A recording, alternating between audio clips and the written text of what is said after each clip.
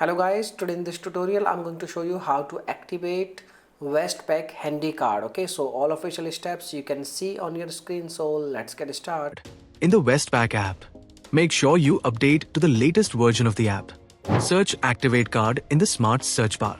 Enter the card number. Tap Activate. Tap to change your card PIN, optional. In online banking, go to Service and then Services. Now select Card Services. Select Activate Card. Enter the card number and expiry date and select Activate. Please note, are you under 14? As the cardholder, sign into the Westpac app or online banking using your customer ID and password. A parent or guardian can then help you follow the debit card activation steps. No activation is needed for Flex or PartPay cards. Add to your digital wallet or use the digital card version in the Westpac app for payments.